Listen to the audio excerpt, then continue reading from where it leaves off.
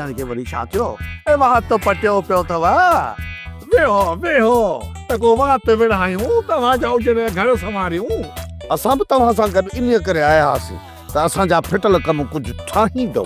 अदा असां सदाई मुंझल सूट सिधा कया ऐं असां त चऊं था सदाई ॻोठ में सुरहाण हुजे, बदी हुजे, भाई पी हुजे ऐं सदाई खीर खंड थी रहनि, हिक ॿिए जे सूरनि खे बि सम्झनि।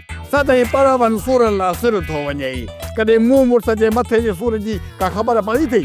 बेलन तां मोटंदो आहियां त चेल मां चीकट निकिरंदा आहिनि, कॾहिं तेल जी तरी हई अथई, पिंडने में पट थींदी आहे, कॾहिं प्यार वारो पलस्तर कोन थी पई, बाक़ी बेलना त सिर थो वञे। ॿुधो ॿुधो ॿुधो मोए जो ॻाल्हाइण ॿुधो, मुंहुं मां गुल था टिड़नि। तरसो तरसो पाण में न विढ़ो, पहिरियां असांजो मसइलो हल कयो। आया आहियूं त पुछो ई कोन था त वेहो वेहो ए रिलियूं ई सिधियूं कोन कयूं अथव। हिन मोए जे वात जे करे रिल छंड मारे लिखा हंटिया थी छप जा थी बंद दे तप। अरे खुदा जी सवाई ते वाचुरा, माफ़ कजो, तव्हांजे अचण जे ख़ुशीअ में मूंखे ख़बर कोन पई ऐं अॼु इहे मूंखे रिलियूं धोड़ियूं हूं। जेकॾहिं मूं गुस्ताखी कई आहे त मूं फ़क़ीर खे खणी माफ़ कजो। न न मिड़ई ख़ैर आहे, ॻोठ जी वॾी अम्मा सदाई ख़ुशि हूंदे मुछनि वारी माई। भला ॿुधो, इहे चई का तुंहिंजी बेइज़ती त कोन कईसी? ना अदा ना, इहो मुझे लाइ मर्दा, बाक़ी ॻोठ वारनि लाइ माई आहे। सच थी चवे अदा, सच थी चवे। हिन घर जा सभु कम मां ई त कंदो आहियां। ही सही पिननि ते पाचा चाढ़े टंग टंग ते रखी सुती पई हूंदी आहे।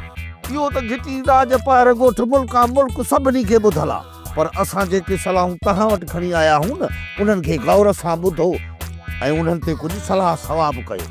हा बसि, असां बि सलाह जी सलाहियतूं सां थपिया पिया आहियूं। तव्हां चप चोरियो त असां कम खे शुरू कयूं। बसि ये चौधारी मुझे कंधा था प्यार हाजी लगे तो मुख्य मारण जूं प्लान जूं बेथा ठाहिन, को हा थो करे को ना थो करे।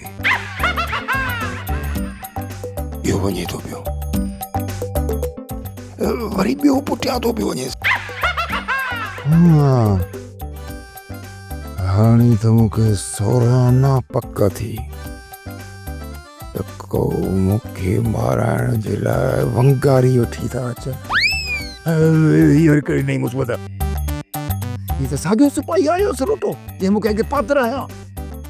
भॼ त भॼो, हली किथे ॿुझी जाइ में लुक त मरी वियो।